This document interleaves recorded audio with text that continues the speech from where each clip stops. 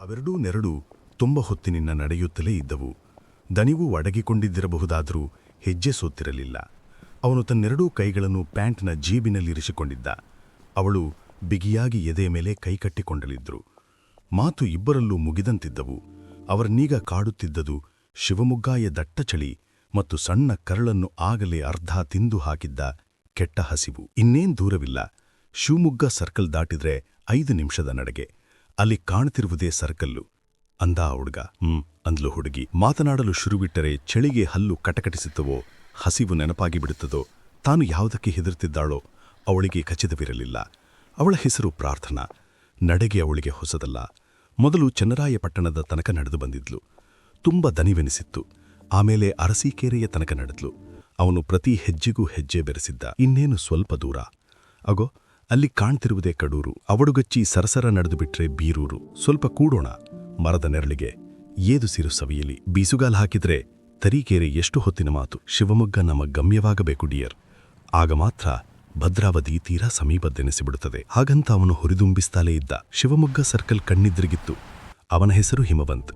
ಇಷ್ಟೊತ್ತಿಗಾಗಲೇ ಮನೆಯಲ್ಲಿ ನನ್ನನ್ನು ಹುಡುಕುವುದು ವ್ಯರ್ಥವೆನಿಸಿ ಸುಮ್ಮನಾಗಿರುತ್ತಾರೆ. ಮಧ್ಯರಾತ್ರಿ ಮುಗಿಯುತ್ತಾ ಬಂದಿದೆ.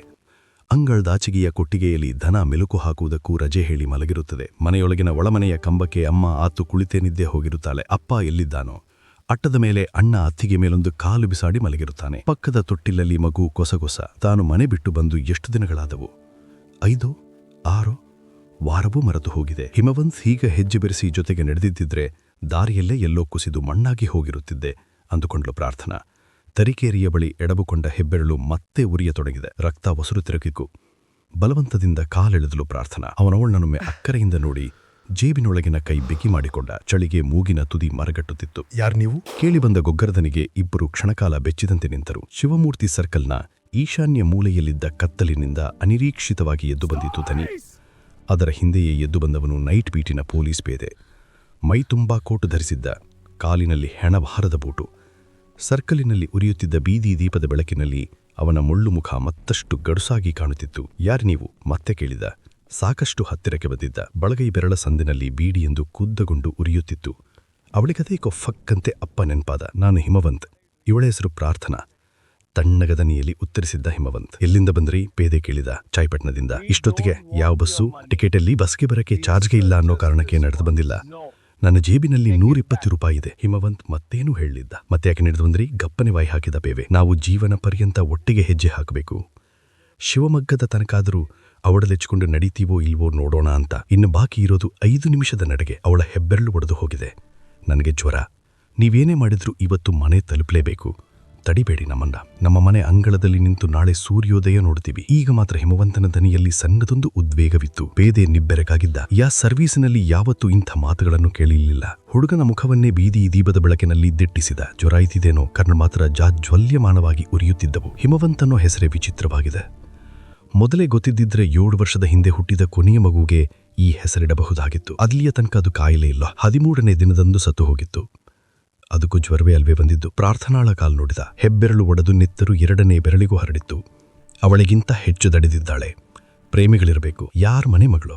ಇದು ಮಧ್ಯರಾತ್ರಿ ಹೀಗೆ ಸಿಗುವ ಕೇಸೇ ಅಲ್ಲ. ತನ್ನ ಮಗಳು ಹೆಚ್ಚು ಕಡಿಮೆ ಇದೇ ವಯಸ್ಸಿನವಳಲ್ವೇ? ಮಿಸ್ಸಿಂಗ್ ಕೇಸ್ ಕೂಡ ಕೊಟ್ಟಿರಲಿಲ್ಲ ತಾನು. ಅವಳು ಓಡಿ ಹೋದ ದಿನ ಕೋಣೆಯ ಬಾಗಿಲು ಹಾಕೊಂಡು ಒಬ್ಬನೇ ತುಂಬಾ ಹೊತ್ತು ಅತ್ತಿದ್ದ. ಹಿಂತಿರುಗಿ ಬಂದಾಗ ಅವಳು ಹೊಟ್ಟೆ ತುಂಬಾ ಬಸುರಿ. ಅಬ್ಬಾಜಾನ್ ಅಂತ ತನ್ನನ್ನು ತಬ್ಬಿಕೊಂಡು ಎದಗಲಕ್ಕೂ ಅತ್ತಿದ್ಲು. ಅವಳ ಮೇಲಿನ ಮುಲಿಸೆಲ್ಲ ಮರೆತು ಬೇಟಿ ಬೇಟಿ ಮೇರಿ ಪ್ಯಾರಿ ಬಚ್ಚಿ ಅಂತ ಮೈ ದರ್ವಿ ಸಮಾಧಾನ ಹೇಳಿರ್ಲಿಲ್ವೇ? ಈಗ ಹೆರಿಗೆ ಆಗಿದೆ. ಅವನು ಬಂದು ಹೋಗುತ್ತಾನೆ. ಓಡಿಸಿಕೊಂಡು ಹೋದ್ರೆ ಏನಂತೆ, ಚೆನ್ನಾಗಿ ನೋಡ್ಕೊಳ್ತಾನೆ. ಅದೇನೇ ಇರ್ಲಿ, ಚನ್ನರಾಯಪಟ್ಟಣದಿಂದ ನಡೆಸಿಕೊಂಡು ಬಂದೆ ಅಂದಾನಲ್ಲ. ಇವನಿಗೇನು ಹುಚ್ಚಾಗೋ, ಪ್ರೀತಿಗೊಂದು ಶಕ್ತಿ ಇರುತ್ತದೆ.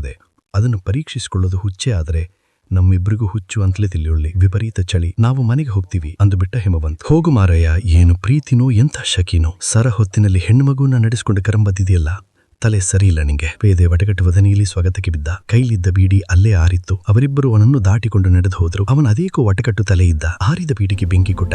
ಅವನ ಹೆಸರು ರಸೂಲ್ ಜಮಾದಾರ್. ಮುಂದೊಂದು ದಿನ ಅದೇ ಶಿವಮೂರ್ತಿ ಸರ್ಕಲ್ನಿಂದ ಹೊರಟ 3 ಜನರ ಬದುಕು ತಮ್ಮನ್ನು ಯಾರೂ ಊಹಿಸಲಾಗದ ಗಮ್ಯಗಳಿಗೆ ತಲುಪಿಸಲಿದೆ ಎಂದು, ತಾವು 3 ಜನ ತಮ್ಮದೇ ಆದ ವಿಲಕ್ಷಣ ಪಾತ್ರಗಳನ್ನು ನಿಭಾಯಿಸಲಿದ್ದಾರೆ ಎಂದು ಆ 3 ಜನರ ಪೈಕಿ ಯಾರೊಬ್ಬರಿಗೂ ಆ ಕ್ಷಣಕ್ಕೆ ಅನಿಸಲೇ ಇರಲಿಲ್ಲ. ರಾತ್ರಿಯ 3ನೇ ಜಾವ ಹಾಗೇ ಆರಂಭವಾಯಿತು. ಅಂಥ ಕತ್ತಲಿನಲ್ಲೂ ಕಿಸಾದಿಂದ ಬೀಗ ಕೈ ತೆಗೆದು ಅದನ್ನು ಬೀಗದ ಕಣ್ಣಿಗೆ ಚುಚ್ಚಿ ಕರಾರವಾಗಿ ಬಾಗಿಲು ತೆಗೆದು ಕೋಣೆಯ ಸ್ವಿಚ್ ಹಾಕಿದ ಹೇಮವಂತ್. ಬಾಗಿಲಿನಲ್ಲಿ ನಿಂತುಕೊಂಡೇ ಹೆಬ್ಬೆರಳಿನ ಗಾಯ ನೋಡಿಕೊಂಡಳು ಪ್ರಾರ್ಥನಾ. ಒಟ್ಟು ನಡೆದದ್ದು ಎಷ್ಟು ಕಿಲೋಮೀಟರ್ಗಳು? ನಮ್ಮ ಪ್ರೇಮಕ್ಕೆ ಶಕ್ತಿ ಇರುವುದು ಹೌದಾ? ಸಪ್ತಪದಿಗಿಂತ ಮುಂಚೆ ಹಾಕಿದ ಹೆಜ್ಜೆಗಳು ಎಷ್ಟು? ಎಣಿಸಿದವರು ಯಾರು? ಚನ್ನರಾಯಪಟ್ಟಣದಿಂದ ಶಿವಮೊಗ್ಗ ಅಂದ್ರೆ ಸುಮ್ಮನೆ ದೂರವೇನು? ಈ ಹೊತ್ತಿಗೆ ಅಣ್ಣ ಎದ್ದು ಹಾಲ್ ಕರೆಯಲು ಅನುವಾಗಿದ್ದಿರುತ್ತಾನೆ. ಅಮ್ಮ ಕಣ್ಣೀರು ಒರೆಸಿಕೊಂಡಿರುತ್ತಾಳೆ. ಅವರಿನ್ನೂ ಹುಡುಕುವುದಿಲ್ಲ. ಪ್ರಾರ್ಥನಾ ಹಾಗೆ ಆಲೋಚಿಸಿದ ಬಾಗಿಲಿನಲ್ಲಿ ನಿಂತಿರ್ತಾರೆ. ಹಿಮವಂತ್ ಕೋಣೆಯ ಪುಟ್ಟ ಕಿಟಕಿ ಎರಡನ್ನೂ ತೆರೆದು ಹೊಸ ಗಾಳಿಗೆ ಜಾಗ ಮಾಡಿಕೊಟ್ಟ. ಮೂಲೆಯಲ್ಲೇ ಪುಟ್ಟ ಬಚ್ಚಲಲ್ಲಿ ಕಾಲ್ ತುಳಿಸಿಕೊಂಡ. ಅವಸರವಸರವಾಗಿ ಪ್ಯಾಂಟ್ ಬದಲಾಯಿಸಿ ಬಣ್ಣದೊಂದು ಲುಂಗಿಯುಟ್ಟುಕೊಂಡು ಕುಕ್ಕರ್ ಗಾಲಲ್ಲಿ ಕುಳಿತು ಸದ್ದಿಲ್ಲದೆ ಉರಿ ವಸ್ತು ಹಚ್ಚಿ ಅಲ್ಯೂಮಿನಿಯಂ ತಪಲೆಯೊಂದರಲ್ಲಿ ನೀರು ಕಾಯಲೇ ಇಟ್ಟ. ಅದೇಕೋ ಪ್ರಾರ್ಥನಾ ಬಾಗಿಲಿನಲ್ಲಿ ನಿಂತವಳು ಒಂದು ಕ್ಷಣದ ಮಟ್ಟಿಗೆ ಗೊಂದಲದಲ್ಲಿ ಬಿದ್ದವಳಂತೆ ನಿಂತಲ್ಲಿ ಹರಿದಾಡಿದ್ಲು. ಬಾವಳಕ್ಕೆ ಇವತ್ತಿನಿಂದ